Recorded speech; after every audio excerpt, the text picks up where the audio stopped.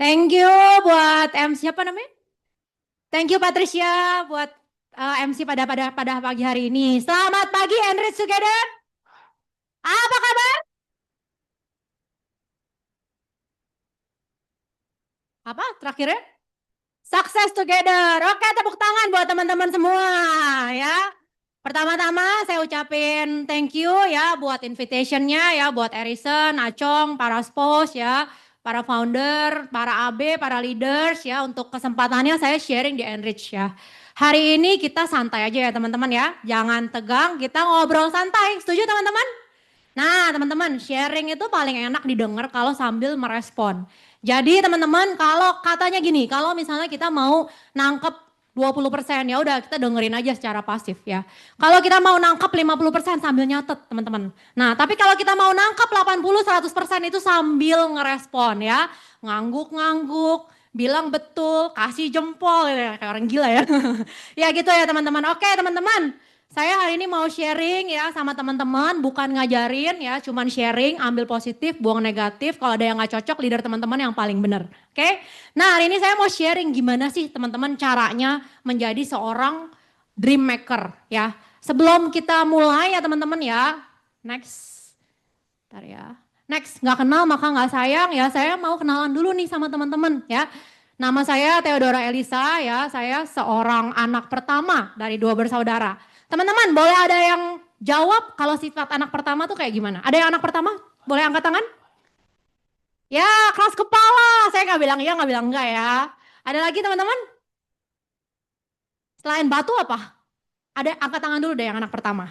Anak pertama angkat tangan, angkat tangan, angkat tangan. Pengen tahu nih berapa banyak gitu ya. Dominan. Apalagi teman-teman?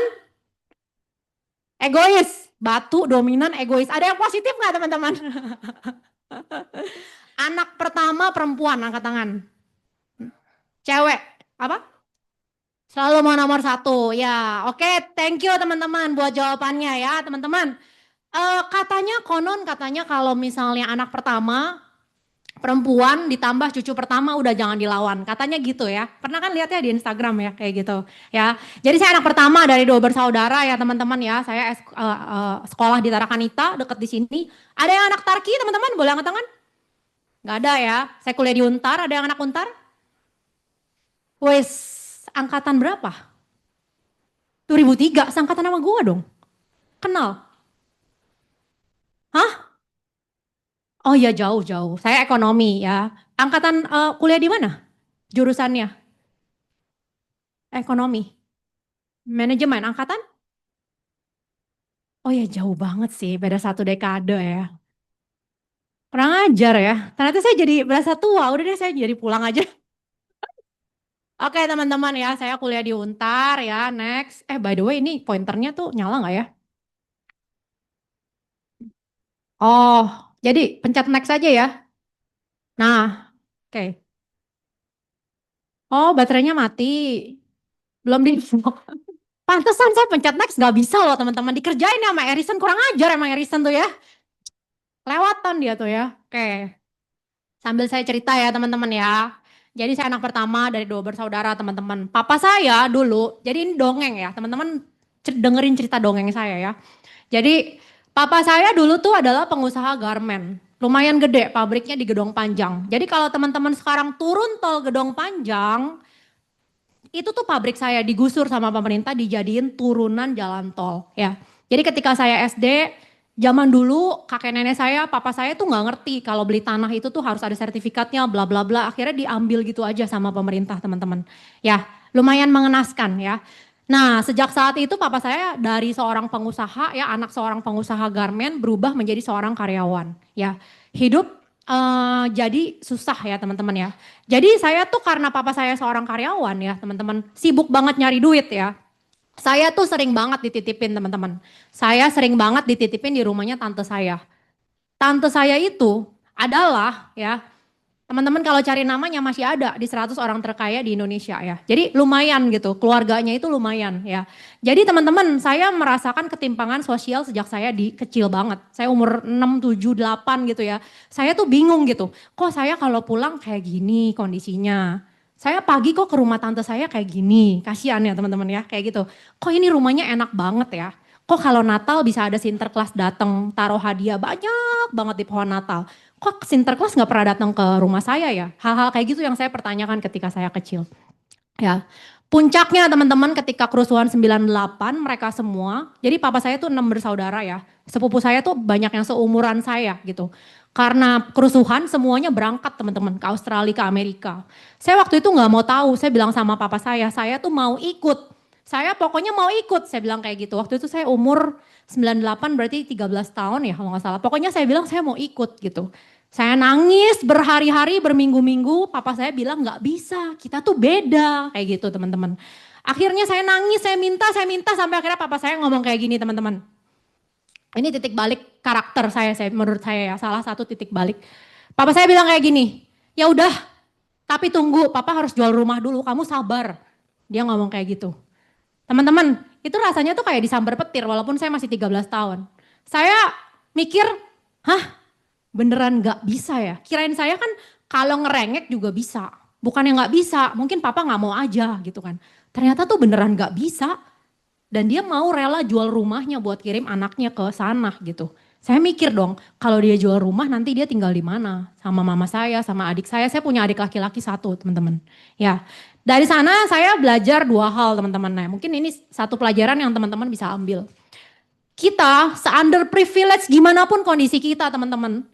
Kita harus tahu yang pertama, sekurang apapun ketika kita kecil, ada orang tua yang berusaha sekuat tenaganya mereka dengan kapasitasnya mereka untuk tetap kasih yang terbaik buat kita. Setuju gak? Setuju ya. Dan yang kedua, kita tuh punya dua pilihan sebagai kaum underprivileged ya. Saya bilang diri saya kaum underprivileged. Kenapa? Saya memang gak punya privilege apa-apa dari kecil ya. Yang pertama, meratapi nasib. Seperti Wamensos bilang apa? Ada yang baca baru-baru ini? Kalau orang tuanya miskin, anaknya pasti miskin. Ada yang baca gak? Ada ya? Ada yang baca kan lagi viral ya? Saya nggak setuju teman-teman. Ya, menurut saya kita punya pilihan loh daripada meratapi nasib. Kita ambil kesempatan, kita ambil keputusan untuk melakukan satu perubahan, untuk mengubah takdir keluarga kita. Kita bisa teman-teman. Ya, jadi dari sana saya tuh dari SMP saya udah mulai kerja. Jadi dari sana itu kan saya umur 13 ya, setelah itu saya sadar, oke, saya memang berbeda dari mereka. Di titik itu saya sadar. Jadi untuk bisa jadi seperti mereka, saya harus melakukan sesuatu yang berbeda dari yang anak-anak kecil lain lakukan, ya kan. Jadi ketika saya umur 13, saya ke pasar pagi gitu kan. Saya beli pita, saya jualin di kelas, saya ke Mangga Dua ya, saya ambil baju-baju cewek, saya jualin di kelas ya kan. SMA itu udah ikut lomba-lomba ini itu supaya dapat uang kalau menang ya kan, SPG-an, ngajar piano ya. Dan ketika saya kuliah saya magang di BCA sambil buka toko di belakang Untar, sambil ikut organisasi ya kan supaya dapat beasiswa gitu. Jadi saya kuliahnya beasiswa. Dan saya mempertahankan beasiswa itu dengan menjadi anggota organisasi BMFE itu supaya bisa jalan sampai akhir. Jadi tugas di BMFE itu banyak teman-teman, lebih banyak daripada tugas kuliah itu sendiri ya. Jadi selain ikut organisasi, ngajar piano, buka toko di belakang Untar, kios ya, namanya Pondokan. Keluar gang kecil belok kiri itu namanya Pondokan yang kuliah di Untar tahu ya. Terus magang di BCA, segala hal saya lakukan ya. Oke teman-teman. Nah tapi teman-teman, saya cuma mikir satu hal doang pada saat itu. Saya tuh gak mikir apa-apa, saya cuma mikir gini, lakukan yang terbaik aja. Lalu lulus kerja di bank. Karena gini teman-teman, sebagai seorang anak berumur 18 tahun, pikiran saya tuh gak bisa jauh-jauh gitu. Pikiran saya itu adalah pikiran yang didesain oleh pemerintah Indonesia. Pemerintah Indonesia mendesain pikiran seperti apa sih teman-teman? Gini, belajar yang pinter, kuliah yang rajin, lulus kuliah cari kerja. Saya terdoktrin seperti itu. Nggak ada tuh saya kepikiran gini, lulus kuliah memperbesar bisnis, memulai bisnis itu nggak ada gitu dalam pikiran saya. Lulus kuliah cari kerja, kerja di mana? Saya manajemen ya, saya magang di BCA. Udahlah, saya berkarir di bank BCA aja saya pikir. Jadi impian saya itu clear banget teman-teman, saya mau kerja di bank BCA, titik. Gak ada tuh, gak tahu mau kerja di mana. Mau kerja di bank sih, tapi nggak tahu banknya apa. Saya nggak gitu. Saya mau kerja di bank BCA titik, masuk BCA Pusat. Masuk nggak teman-teman kira-kira? Kalau orang udah punya kemauan sekuat itu. Masuk teman-teman, saya masuk ke BCA Pusat. So, teman-teman, hari ini saya mau sharing sama teman-teman apa yang saya pelajari dari pengalaman saya bekerja sebagai seorang karyawan. Ya, oke? Masih nggak bisa juga ini. Hah? Bentar, tunggu, tunggu. Bentar. Ini kan pencetnya next. Yang ini kan. Bisa? Nggak bisa kan?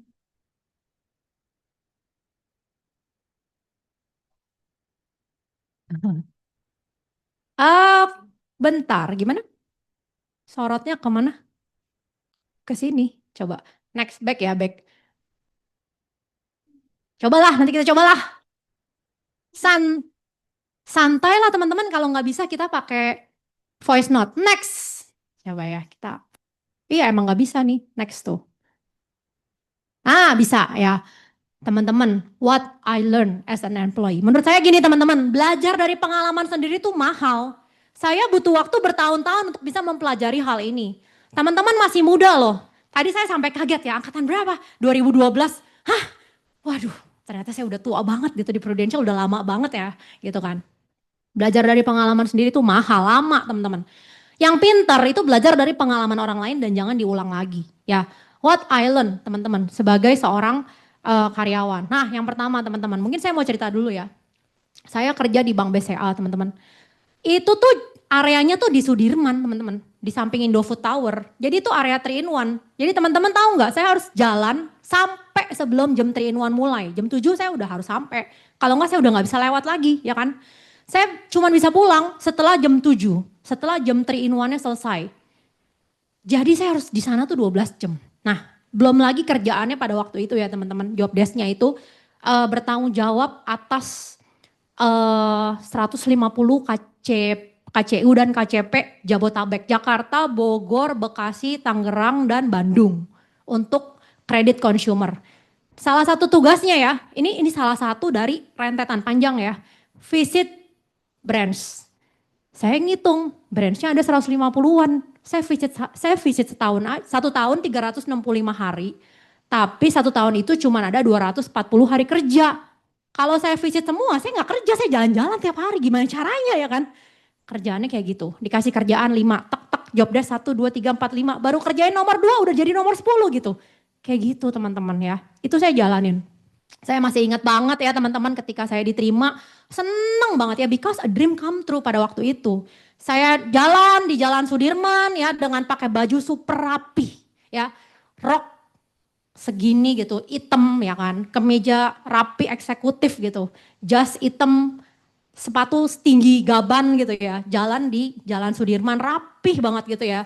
Saya ngerasa tuh kayak, wah bangga banget gitu, happy banget. Terus BCA banget deh pokoknya saya pada saat itu ya. BCA banget ya. Sampai teman-teman saya kerja. Saya nggak mikir apa-apa tuh, saya pertamanya kerja happy, happy. Eh, tackle of the problem istilahnya kayak gitu kan. Sampai satu titik teman-teman, leader saya teman-teman, panggil saya ke ruangan. Ini jadi awalnya jadi gini, pas kerja awalnya happy ya, tapi pas gajian mulai mikir, kok gajinya nggak seberapa ya? Ini kok nggak cukup ya? Ini bener nggak nih ini? Ini karir di sini bener nggak nih? Kan banyak yang bilang gini kan, kalau saya curhat sama mama saya, dia pasti bilang gini, ya kan kamu baru lulus, ya kamu sabar. Om kamu aja, jadi om saya tuh petinggi BCA, itu tuh udah umur kerjanya tuh udah, pas saya masuk dia udah kerja puluhan tahun. Dia udah dibeliin rumah, bukan dibeliin kredit 0%.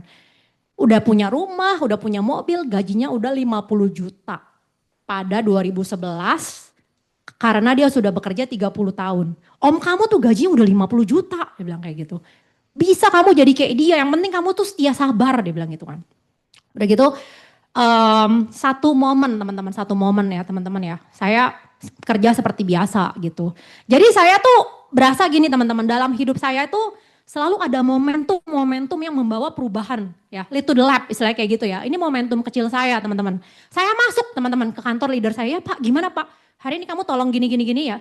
Kenapa Pak? Soalnya saya mau pergi. Pergi kemana Pak? Saya mau pelatihan bisnis.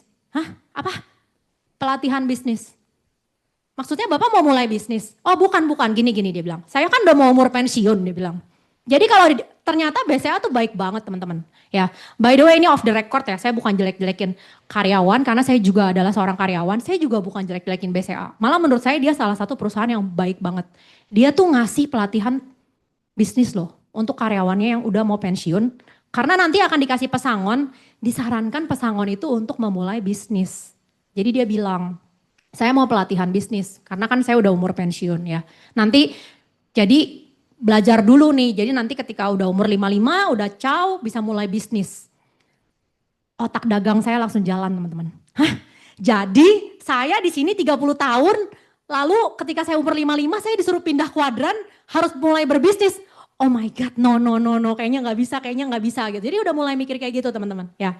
So next teman-teman, apa yang saya pelajari ya sebagai seorang karyawan ya. Pertama, kenaikan income itu terbatas banget teman-teman. Om saya 50 juta, dia kerja 30 tahun. Udah nggak tahu seberapa banyak dedikasi yang dia kasih untuk perusahaan itu gitu loh. 50 juta di Prudential, saya 2 tahun nyampe gitu. Kan gila kan, istilahnya gini loh, dia kerja 30 tahun, saya kerja 2 tahun. Dia kerja 60 tahun, saya kerja 4 tahun. Dia reinkarnasi 2 kali hidup, saya cuma kerja 6 tahun, kan gila gitu kan.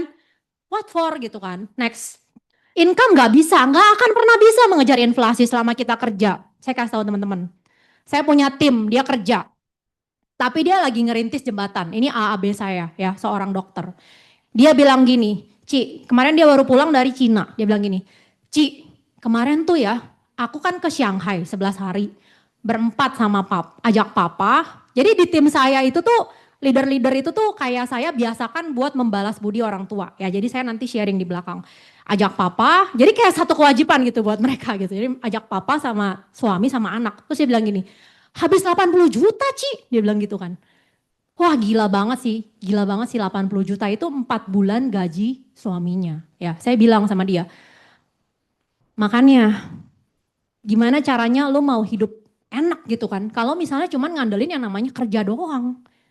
Itu jalan-jalan hotel bintang 3, pesawat ekonomi kelas, nggak belanja barang branded. 10 hari satu orang habis 20 juta juga loh, ya kan. That's why ya teman-teman. Next, sehebat apapun kita masih sadar teman-teman istana siapa yang sedang kita bangun. Itu tuh penting banget loh teman-teman. Karena kita tuh sering gini, pernah gak sih teman-teman jalan dalam kerumunan, teman-teman jalan, lama-lama tuh pikirannya jadi kosong. Teman-teman jalan tanpa tahu teman-teman ke arah mana. Itu tuh orang kerja kayak gitu. Makin lama, makin kayak gitu. Makin gimana ya?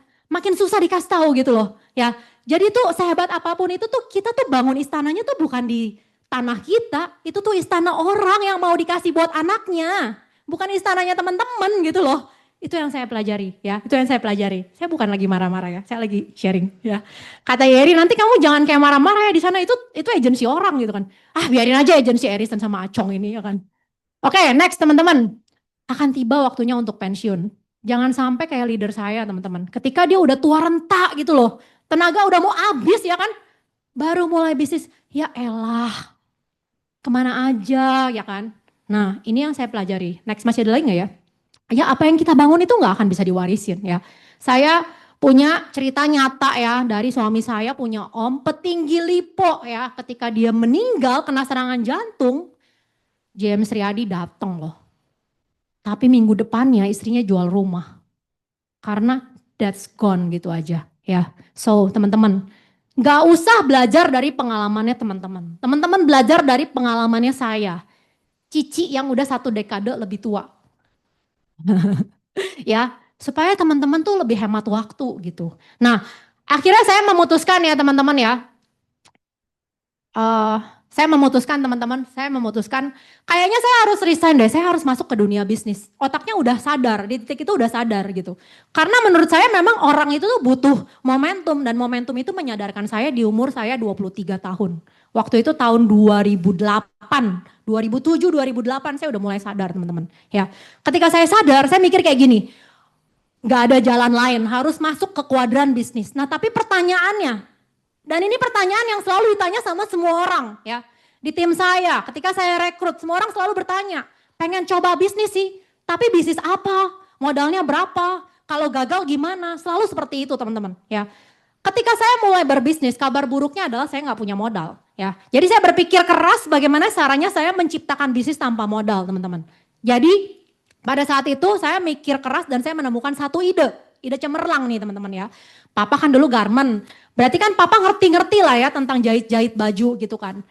Berarti harusnya kalau misalnya konsultasi dikit-dikit bisa lah gitu kan. Ya udah cari garment yang mau kasih utang. Jadi mikirnya ke sana, cari garment yang mau ngasih utang. Jadi ketika saya jahit ke dia ngutangin saya. Meanwhile saya jual barangnya, pakai utang juga ke orang ya. Jadi ketika orang itu bayar, saya bayarlah ke dia. Kata kerennya itu bisnis distributor baju baby ya. Sesungguhnya itu namanya adalah calo ya, calo ya. Jadi yang saya lakukan adalah saya ke Gramedia, saya cari model baju-baju baby ya. Saya bawa ke pabrik, saya bilang, saya mau bikin dong setiap model 20 model. Oke, saya datang ke Tanah Abang. Bawa kantong kresek ya. Terus saya datang ke toko-toko wholesale, saya bilang, Ci, saya baru buka pabrik. Keren banget gak sih? Saya baru buka pabrik. Boleh nggak penglarisin saya? Ini baju baby saya bagus-bagus loh, Ci. Cici bisa beli minimum 5 lusin, saya bilang. Cici bisa beli minimum 5 lusin, saya kasih utang 1 bulan. Saya juga minta sama pabriknya, saya utang 1 bulan. Dan itu berjalan terus dengan kerja keras, muntah darah itu berjalan sampai gede, sampai masuk dep store, sampai saya punya merek sendiri teman-teman. Love Baby Wear namanya. Itu benar-benar baby bisnis saya yang saya gedein ya teman-teman ya. Berjalan 1 tahun, 2 tahun, 3 tahun dari 5 lusin, 10 lusin, 20 lusin sampai 2000 lusin. Sampai banyak banget, sampai bikin sistem ini itu segala macam, sampai punya utang-utang gak dibayar ya. Jadi singkat cerita adalah ketika di tahun 2010 ya, bisnis itu udah berjalan 2008, 2009, 2010, udah masuk 2011, awal 2011 saya ingat. Saya mulai menyadari satu hal, ada momentum yang terjadi lagi teman-teman. Momentumnya adalah saya punya kolega yang juga sesama distributor baju lain ya. Dia diutangin saking banyaknya bergulung-gulung sampai dia nggak tahan. Teman-teman tahu apa yang dia lakuin di Bandung? Dia orang Bandung, dia bunuh diri. Gila kan, ya kan? Pas dengar berita itu saya shock, saya nggak mau jadi kayak dia. Saya mulai sadar saya lagi berbisnis dengan siapa, ya. Saya itu berbisnis dengan debt store yang gede. Kalau dia nggak bayar utang saya, bukan dia yang mati, saya yang mati bener, ya kan? Karena saya nggak mungkin ngelawan mafia segede itu. Saya nggak sebut nama debt store ya, tapi kalau saya sebut teman-teman tahu itu debt store udah lama banget, gede banget debt store-nya, ya. Jadi ketika di titik itu saya udah mulai sambil ngejalanin, sambil mikir, oke, what's next? Saya harus gimana? Ya, di titik itu, teman-teman. So, what I learn ya dari menjadi seorang business owner. Yang pertama, teman-teman butuh modal. Bohong kalau nggak pakai modal. Saya itu bisa dibilang mungkin hoki aja. Hoki ada orang yang mau percayain ke saya utang, ya kan? Hoki aja gitu. Tapi itu di awal doang loh. Ketika misalnya ada harga kain naik, kita masih stok kain berapa puluh buletan itu kan modal semuanya ya. Beruntungnya saya bisa puterin gitu dengan susah payah dan muntah darah ya. Next, yang kedua, butuh mentor teman-teman. Bisnis itu butuh mentor kalau nggak mau trial dan error. Kenapa 95% bisnis gagal? Karena nggak ada yang mentorin. Kenapa anak-anak konglomerat bisnisnya nggak ada yang gagal? Karena dimentorin dan sistemnya bahkan udah dibikinin ya. Yang ketiga, selain butuh mentor, benar-benar butuh koneksi teman-teman. Kalau teman-teman punya koneksi, punya modal, punya mentor, teman-teman boleh deh ya. Saya pernah ngomong ya, ketika saya join bisnis Prudential di tahun pertama, saya tuh belum believe banget sebenarnya. Tahun pertama soalnya ya. Saya pernah ngomong sama leader saya seperti ini, saya ngomong sama Ko Richard. Kok sebenarnya impian saya tuh bukan di dunia insurance. Saya tuh pengennya jadi bangun hotel.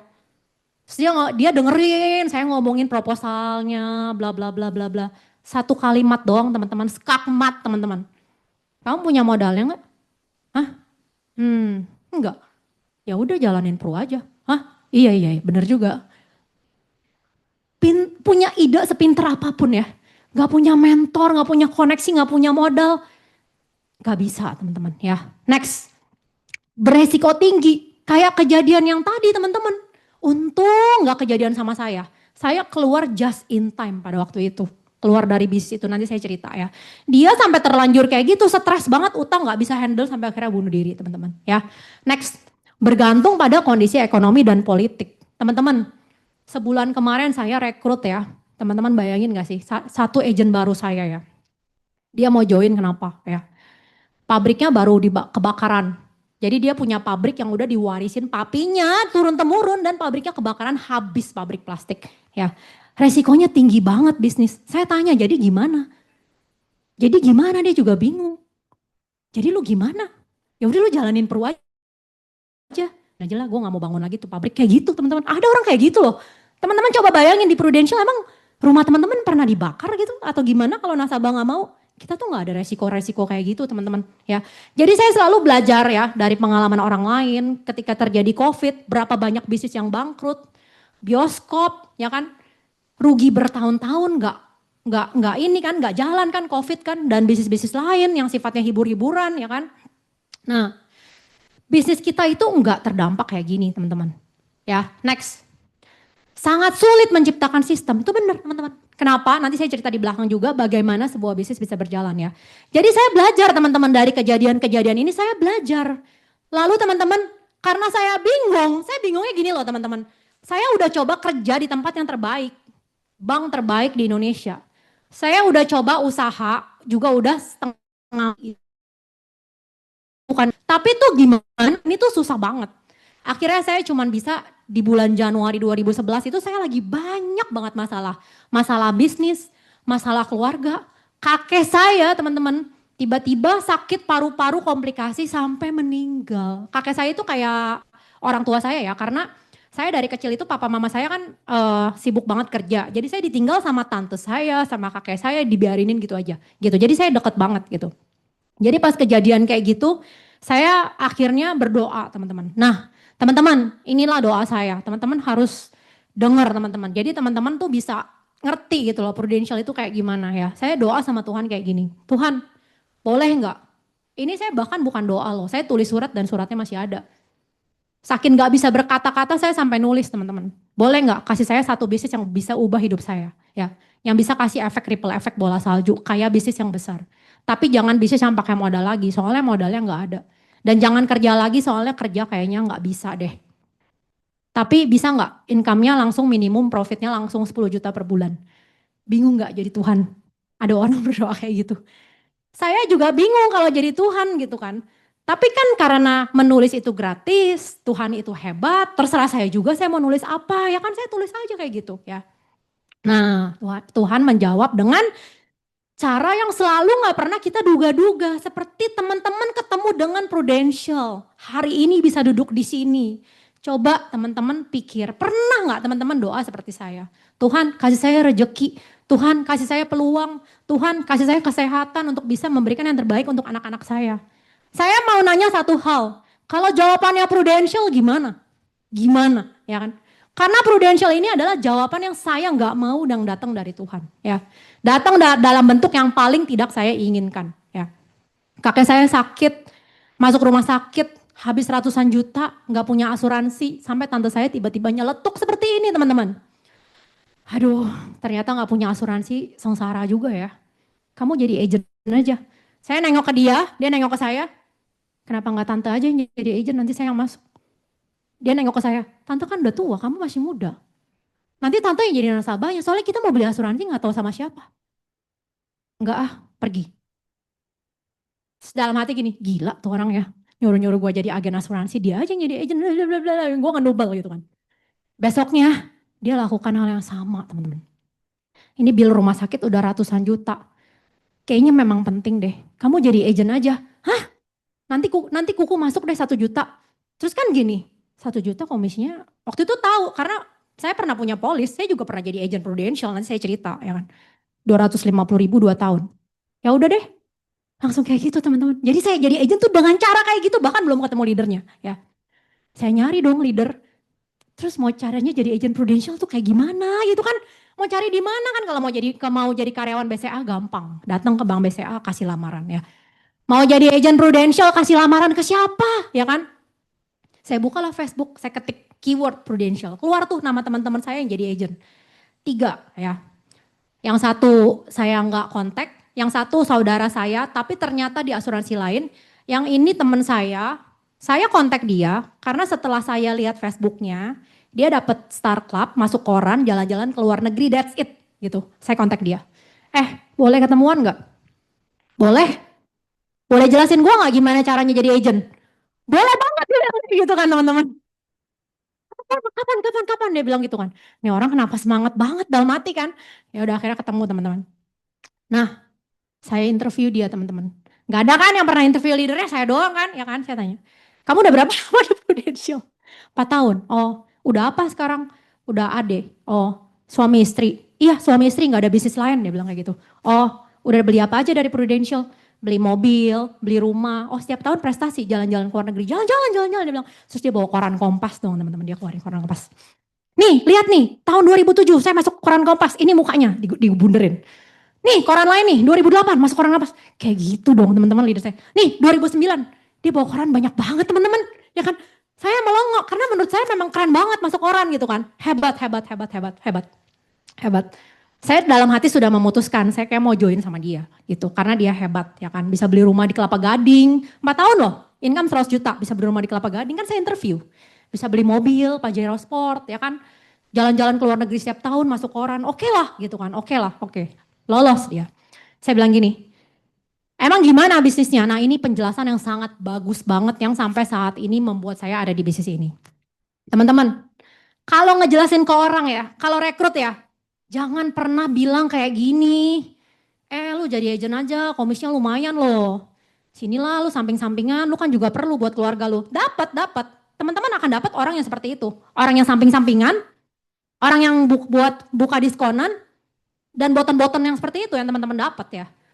Tapi kalau teman-teman ngomongnya beda, dapatnya beda loh. Saya selalu rekrut dengan cara yang seperti ini. Saya bilang, kalau dia bilang seperti ini, kamu kerja berapa lama pun di kantor BCA mungkin nggak punya satu kantor cabang. Enggak. Kamu tahu nggak semua kantor cabang di Prudential milik pribadi? Nggak tahu. Prudential tuh ada 2 jalur. Jalanin jadi agent selling, yang kedua bisnis franchise. Kalau bisnis franchise, itu bisnisnya gede banget. Lebih gede dari bisnis Starbucks, McDonald, dan KFC. Untungnya bisa miliaran. Atau growing sampai bisa triliunan kalau misalnya kita benar-benar seriusin. Kira-kira menarik gak kalau ngomong sama orang kayak gitu? Dia ngomong kayak gitu ke saya, ke orangnya sangat tepat banget menurut saya. Saya langsung bilang, saya mau yang jalanin bisnisnya caranya gimana, kasih tahu saya. Terjadilah deal seperti itu dan saya tanda tangan agent. Tepuk tangan teman-teman buat leader saya. Ya. April 2011 ya, satu momentum terjadi dalam hidup saya. Saya memutuskan buat jadi agent asuransi ya. Tapi saya dari awal join, saya nggak pernah tuh join tujuannya buat, saya nggak akan tuh teman-teman jadi agent asuransi buat jualan polis asuransi. Itu nggak ada dalam pikiran saya loh teman-teman. Saya join itu, saya mau jalanin bisnis franchise yang gede, saya udah tahu dari awal saya mau ngapain, ya kan. Next, why I choose Prudential ya teman-teman ya. Akhirnya di bulan April 2011 dengan banyak pertimbangan saya memilih untuk menjadi partner bisnisnya Prudential. Saya mau jelasin sama teman-teman kenapa saya milih Prudential. Kenapa? Supaya ini bisa jadi penguatan buat teman-teman juga yang milih Prudential ya. Next, Prudential itu punya big market teman-teman.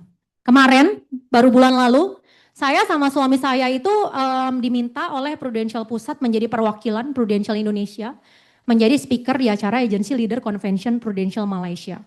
Saya ke sana disuruh untuk jadi speaker, tapi saya sama Yeri yang belajar banyak banget dari mereka, teman-teman. Belajar tuh hal-hal penting tuh yang esensial, yang sangat menguatkan kita di bisnis ini, teman-teman. Ya, jadi speakernya itu ada 3, 4 ya. 1 dari China, 2 dari Hong Kong, 1 dari Indonesia ya. Jadi kita tuh duduk sama mereka, sama manajemen Prudential Malaysia ya. Kita bertukar pikiran, saya benar-benar berasa ya ketika saat itu ketika saya makan sama mereka, kayak ngomong sama ourselves in the future. Kayak gitu teman-teman ya. Kenapa? Karena mereka udah 100 tahun. Industri mereka udah 100 tahun ya. Pembicaraannya kira-kira kayak gini. Malaysia penduduknya berapa ya sekarang? Oh 35 juta. Kamu Indonesia berapa? Ngomongin kayak gitu, 287 juta saya bilang. Kamu polis penetrasi berapa persen? Saya bilang. Sekarang udah mencapai 40% dalam 20 tahun terakhir, 25 tahun terakhir dia bilang kayak gitu. Lumayan 40%. Oh ya, oke. Kalau kamu di Hong Kong berapa? Kita penduduk 7,5 juta, setiap tahun tuh less likely bertambah segitu-segitu aja penduduknya. Oh ya, polis berapa? 15 juta. Amsyong banget jadi agent di Hong Kong ya kan? Penduduk 7,5 juta, polis 15 juta. Mau jualan ke siapa? Ya kan? Saya langsung nanya satu hal. Gimana cara kerjanya? Ya kan? Gimana cara kerjanya? Semua orang punya polis dua. Jawabannya mencengangkan. Kita di Prudential Hong Kong kerja 16 jam sehari. Hah? Kerja 16 jam sehari gitu kan. Terus dia nanya, kalau di Prudential Indonesia agent kerja berapa jam sehari? Nanti kalau jawab yang beneran diketawain, bohong jadi bohong ya kan.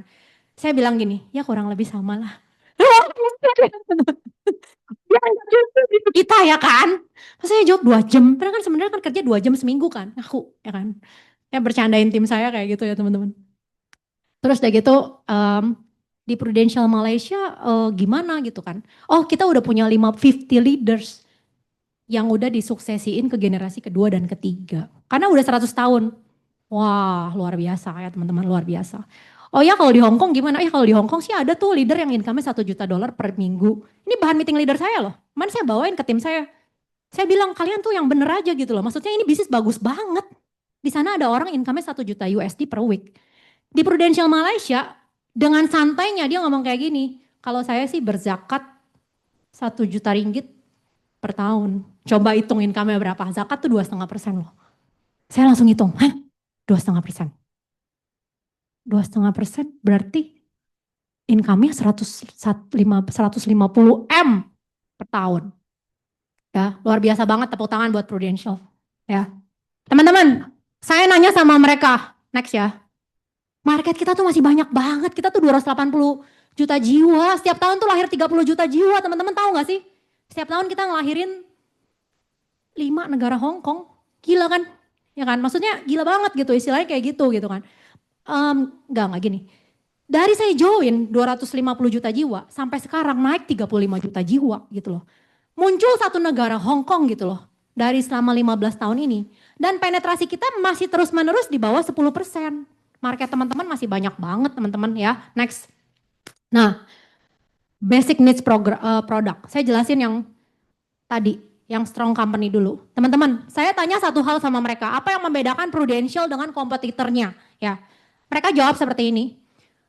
Prudential selama 175 tahun, strateginya tetap sama, memperhatikan dan mengembangkan sumber daya manusia.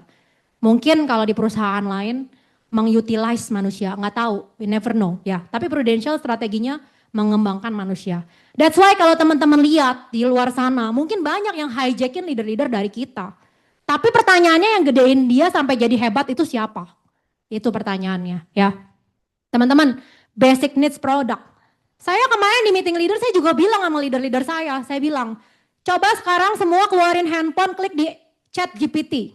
Apa bisnis bagaimana prospek bisnis insurance 50-100 tahun ke depan. Saya enggak, sekarang enggak usah. Maksudnya itu ke leader-leader saya gitu. Hasilnya mencengangkan loh, bisnis ini akan terus bertumbuh karena tidak bisa digantikan oleh AI dan and so on. Bisnis insurance itu sama aja kayak bisnis kebutuhan pokok seperti beras, minuman, rumah sakit, sekolah, rumah, dan baju. Kenapa? Itu kebutuhan primer ya. Semua orang selama memiliki cinta membutuhkan insurance, itu yang teman-teman perlu tahu. Kenapa? Karena dengan pengertian yang benar, teman-teman tuh jadi strong di bisnis ini. Teman-teman tahu ini bisnisnya nggak lekang waktu ya. Selama masih ada cinta, selama masih ada kehidupan, bisnis ini tuh akan strongly growing terus ya. Saya punya cerita, saya tahun lalu ngerekrut agent, sekarang udah AAB, lagi mengejar AB ya. Dia itu cerita sama saya seperti ini. Teman-teman bayangin orang yang nggak punya asuransi hidupnya seperti apa ya. 20 tahun yang lalu setelah papanya berjuang selama berpuluh-puluh tahun. Dia akhirnya memiliki beberapa rumah, beberapa tanah di Bali loh. Lalu tiba-tiba terjadilah satu musibah. Mamanya nggak enak badan. Dicek di Bali di semua rumah sakit tuh nggak ada yang bisa ketemuin. Kenapa? Dibawa ke Jakarta ternyata kanker payudara. Ya, di Jakarta nggak sembuh ke Surabaya ya. Teman-teman bayangin nggak sih? Orang sakit tuh bingung banget loh mau kemana, ya kan? Nggak sembuh juga, dengar-dengar Singapura bagus, akhirnya mereka berangkat ke Singapura. And so on selama 20 tahun mereka melakukan hal itu dan mereka menghabiskan uang lebih dari 20 miliar, ya. Sampai akhirnya beberapa tahun lalu maminya meninggal. Makanya ketika dia jadi agent dia punya real story itu. Dia cuma bilang seperti ini. Ketika mama meninggal, dia bilang, papa itu tuh udah nggak bisa bayar utang lagi, mentalnya udah kena. Kenapa? Karena ketika 20 tahun mamanya sakit, papanya itu tuh bukannya membangun bisnis, mencari cara supaya mamanya sembuh selama berpuluh-puluh tahun, ya kan? Jadi ketika dia maminya meninggal, papinya bilang gini sama bank, udah sita aja, ambil, ambil, ambil, ambil. Habis teman-teman, harta yang udah dibangun puluhan tahun karena nggak punya asuransi. Ya, itulah pentingnya produk kita yang mesti kita educate ke orang-orang. Ya, next. Nah, ini teman-teman, bisnis ini nggak pakai modal. Itulah kenapa bisnis ini saya mau sesuai sama doa saya. Nah, teman-teman, saya mau cerita sama teman-teman. Bisnis itu, teman-teman kalau mau bangun bisnis, teman-teman butuh 6 pilar loh, ya. 6 pilar itu apa? Teman-teman harus mikirin barangnya apa, pabrikasinya gimana. Ya kan? Teman-teman mau misalnya mau jualan apa? Baju kayak saya dulu. Kan mikirin barangnya apa? Bikinnya gimana? Finance accountingnya gimana? Ya kan? Terus marketingnya gimana? Teknologinya gimana? Sumber daya manusianya yang jahit siapa, yang ngirim barang siapa, segala macam. Salesnya gimana? Ya kan? Pusing banget. Dan semua itu membutuhkan modal dan mentor ya. Di Prudential teman-teman mikirin gak sih semua itu? Teman-teman gak mikirin loh. Gak pakai modal, barangnya udah ada. Saya sering bilang sama tim saya seperti ini. Di Prudential Indonesia, teman-teman tuh kayak punya seorang ayah, dia tuh punya pabrik polis. Dan dia bilang sama teman-teman sebagai anaknya, jual berapapun, papa support. Kamu gak usah stok barang, jual. Langsung kasih untungnya buat kamu. Kalau kamu udah ngerti nanti papa bukain cabang buat kamu. Bukain toko, kamu jalanin baik-baik aja. Masa masih gak mau jalanin kayak gitu? Gitu loh teman-teman, itu kan udah gampang banget ya kan. Gak pakai modal ya, next. Nah, profitable ya, ini saya udah nggak usah bahas lah. Prudential itu nggak pakai titik BEP ya. Kalau teman-teman berbisnis di bisnis lain, teman-teman mulai dari minus loh, karena teman-teman mengeluarkan modal ya. Kalau di Prudential langsung profit ya. Teman-teman ketemu satu orang, teman-teman bilang, ini ada program Prestige Pro Future ya. Jadi kalau misalnya 10M, kalau ada resiko, anak istri bisa menerima uang pertanggungan kurang lebih 10M, nggak medical check up loh. Premi 100 juta, teman-teman langsung dapat cash 40 juta loh. Hebat banget kan? Hebatnya lagi sebagai seorang leader, kalau teman-teman punya agent ya, yang melakukan penjualan seperti itu, teman-teman dapat juga 40 jutanya tanpa teman-teman jualan dalam bentuk off-riding. Ya, karena off-riding AAB itu 100% komisi agent. Off-riding AB itu 140% komisi agent. Luar biasa teman-teman ya. Next teman-teman. Terakhir, proven system, saya nggak usah jelasin lagi ya. Bisnis ini udah merubah hidup banyak orang selama 175 tahun. Pertanyaannya, bisnis ini udah merubah hidup banyak orang. Kenapa saya memilih Prudential? Karena saya udah cermati dengan seksama bahwa keuntungannya jauh lebih besar dibanding kerugiannya. Dibanding bisnis-bisnis yang lainnya. Jadi saya menjalankan bisnis ini. Oke? Nah, kita next ya teman-teman ya. Pertanyaannya gini teman-teman, banyak mungkin orang-orang berpikir seperti ini. Ya udah kalau memang bagus, kenapa banyak banget orang yang gagal? Nah, kenapa ya? Ini pertanyaan yang sering banget ditanya sama saya juga ya. Kalau bagus, kenapa nggak semua agent yang join di Prudential itu tuh berhasil ya? Berhasil mencapai AB, berhasil mencapai Master Builder, why? Ya, ini jawabannya teman-teman ya. Kalau Prudential bisnis bagus, harusnya semua orang berhasil. Tapi kenapa banyak yang gagal? Ya, hari ini saya bukan ngomongin teman-teman, saya ngomongin diri saya. Mundur sedikit di tahun 2006 ketika saya bekerja magang di Bank BCA Mall Ciputra. Saya didatengin sama seorang agen asuransi. Dia prospek saya ambil produknya 500 ribu. Gaji saya 900 ribu karena saya berasa bener kalau saya sakit saya nggak mau ngerepotin papa mama saya. Mendingan saya hematin jajan. Beli produk ini. Saya umur 19 pada waktu itu. Ya, dia datang lagi, dia ajakin saya sebagai agent. Saya tanda tangan form agent. Saya tanda tangan tanpa tahu dengan jelas apa yang saya tanda tangan. Ya, di tahun 2006 saya menjadi seorang agent, tapi saya masih idealis. Ya, saya ngerasa di luar sana banyak jalan untuk menjadi sukses kok. Saya baru semester 2, saya kan mau kerja di bank kayak gitu. Next, saya memandang Prudential itu tuh seperti orang yang datang itu, sales asuransi, canvassing ke Bank BCA, jauh lebih keren pekerjaan saya sebagai seorang relationship officer yang bergaji 900 ribu, anak magang. Saya ngerasa lebih keren kerjaan saya, gitu. Next. Saya join itu tuh nggak tahu mau ngapain. Saya cuma nyoba-nyoba aja karena dia ngomong gini. Ya nanti kan kalau misalnya saudara kamu mau masuk, ya kayak gitu ngomong yang tadi saya bilang, jangan pernah merekrut dengan cara seperti itu.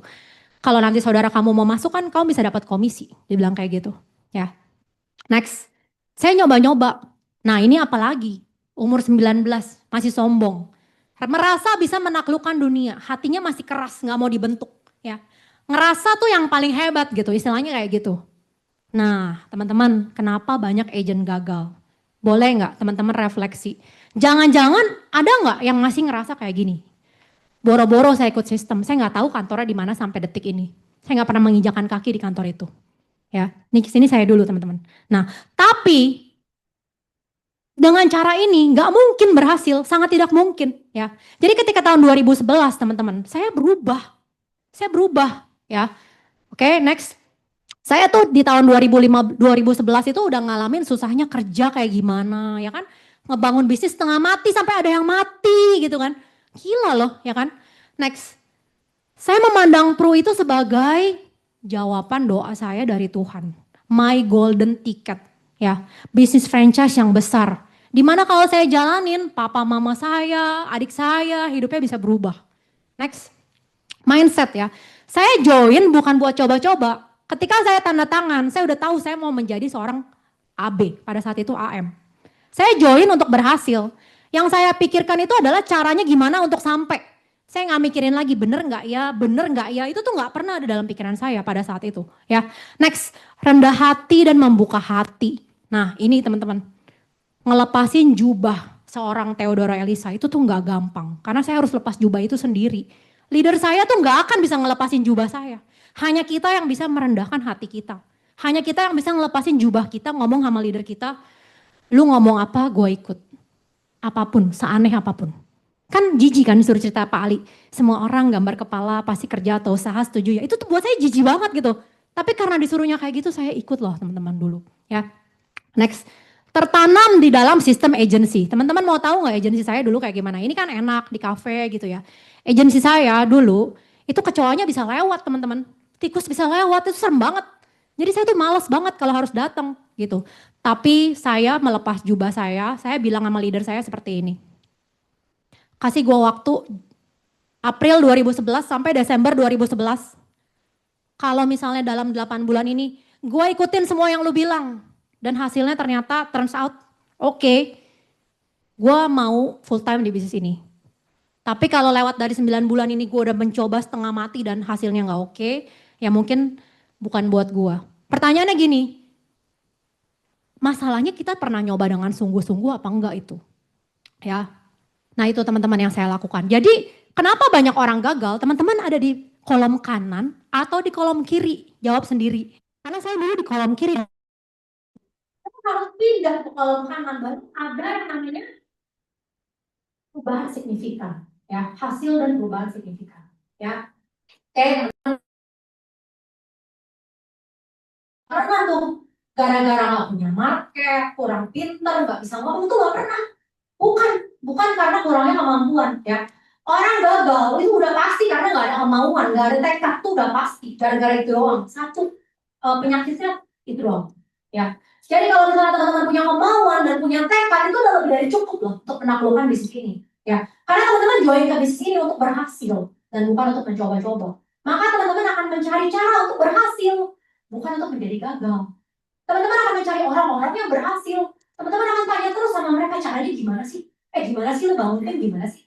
Kalau bisa closing di cash ya gimana ya? Dan itu akan membuat teman-teman jadi berhasil. Ya, oke, next kita sama-sama pindah ke kuadran kanan ya teman-teman ya. Teman-teman tahu nggak sih? Hanya 30%, ya, hanya 30 less than 30% impian orang yang menjadi kenyataan. Dikit ya. Ya mungkin hukum Pareto juga, ya. Tapi dunia itu udah mencari orang-orang yang ngomong doang. Nggak butuh. Dunia ini tuh nggak butuh orang-orang yang punya mimpi besar ya. Dunia ini tuh butuh lebih banyak orang yang menjadi dream maker. Orang-orang yang berani mencoba untuk mewujudkan mimpi mereka. Ya. Kita mau belajar hari ini, kira-kira apa sih yang harus dilakukan untuk kita mewujudkan mimpi-mimpi kita menjadi kenyataan. Oke, kita next ya. Nah, how to become a dream maker next. Pertama, teman-teman, ini yang paling pertama dan paling utama. Saya yakin semua speaker ini ngomong hal yang sama, ya. Put value on your dreams.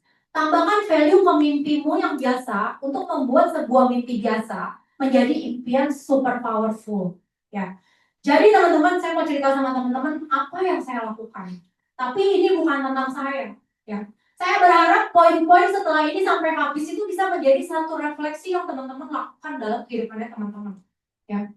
Ketika saya mencoba jalanin bisnis ini, saya flashback lagi gitu ya. Iya ya, mama saya ya dari muda nggak pernah pakai pembantu ya. Jadi dari saya bayi, adik saya bayi sampai kita gede, dia ngurus rumah, bangun jam 5 pagi, nyuci baju, masak, nyuci piring, masakin kita, makan siang, makan malam, dan and so on, and so on.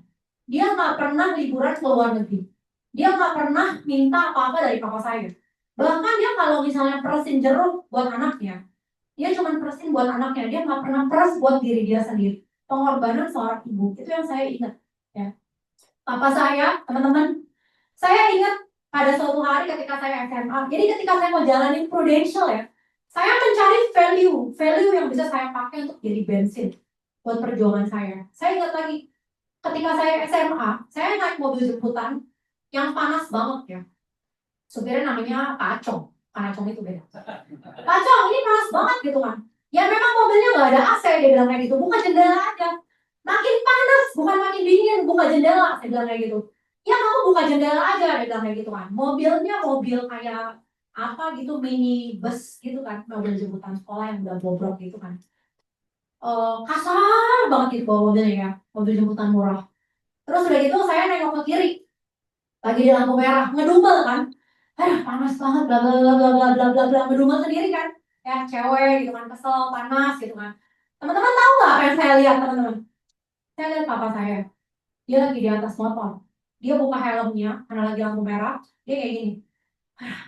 Sini, dia lap keringatnya lebih bercucuran dari saya dong, karena di dalam helm dan dia di atas motor, ya kan. Saya liatin, saya bengong, saya liatin, saya panggil, Pak. Terus dia dari muka, dia saya, dari muka kusut langsung happy lihat muka anaknya. Ketemu di rumah ya, dia pakai helm lagi, dia pulang. Itu jam 12 siang. Teman-teman tahu nggak dia pulang buat apa? Dia itu tuh kerjanya di motor. Jadi dia tuh karyawan ya. Dia itu jadi orang kepercayaannya tante saya yang kaya banget. Dia tuh yang nagihin duit gitu loh. Jadi harus dia.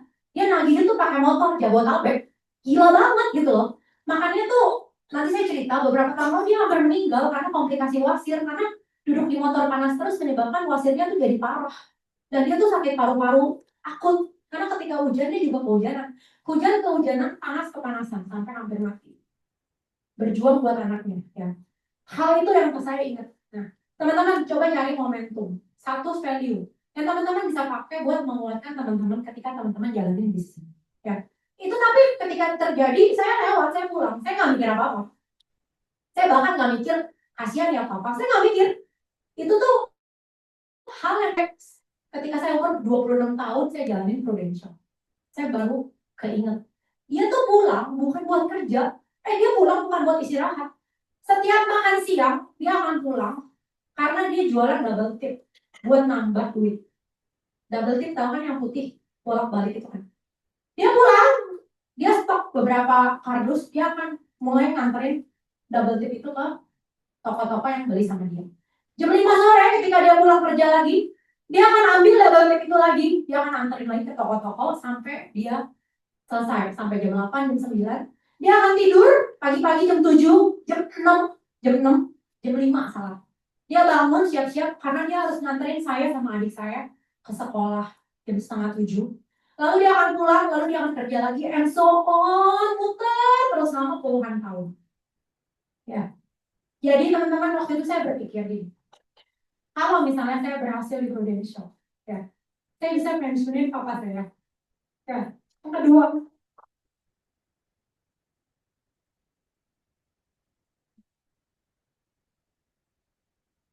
jadi sesi nangis-nangisan kan? Kalau saya bisa berhasil mencapai PCC dalam 8 bulan, ya, untuk pertama kalinya saya bisa ajak mama saya pergi ke Eropa. Teman-teman, value apa yang teman-teman taruh ya buat gue teman-teman juga rugi banyak rugi ya. Jadi jangan jadi seperti itu teman-teman. Teman-teman harus benar-benar tahu. Satu pertanyaan teman-teman, apa arti prudential buat hidup teman-teman? Itu ya. Dan sebagai refleksi terakhir dari sharing saya ya teman-teman ya. Teman-teman, hari ini saya sharing pastinya bukan tentang saya teman-teman. Saya sharing supaya sharing saya ini bisa menjadi impact momentum buat teman-teman ambil satu langkah untuk berubah, ya kan? Coba teman-teman jawab pertanyaan ini, renungkan, bicarakan sama leadernya teman-teman. Yang pertama pertanyaannya adalah, kalau uang bukan masalah, hidup seperti apa yang teman-teman inginkan? Ya, sekolah di mana yang teman-teman inginkan buat anaknya teman-teman, jalan-jalan kemana yang teman-teman mau kirim buat orang tuanya teman-teman, ya. Income berapa yang teman-teman mau, kehidupan seperti apa? Coba teman-teman list ya. Yang kedua, kalau teman-teman gak punya prudential, apa teman-teman punya jalan? Ya, yang cepet, yang bisa anterin ke sana. Itu yang kedua. Kalau jawabannya enggak, yang ketiga, prudential itu bisa kasih teman-teman jalan itu. Ya, hanya prudential minta teman-teman jalanin bisnis ini sesungguh-sungguh hati, serius dalam 5, 10, 15 tahun. Teman-teman akan jadi seperti leader-leadernya teman-teman. Ya, oke, sukses buat teman-teman. Thank you buat hari ini and this together ya. See you at Brussels and Amsterdam.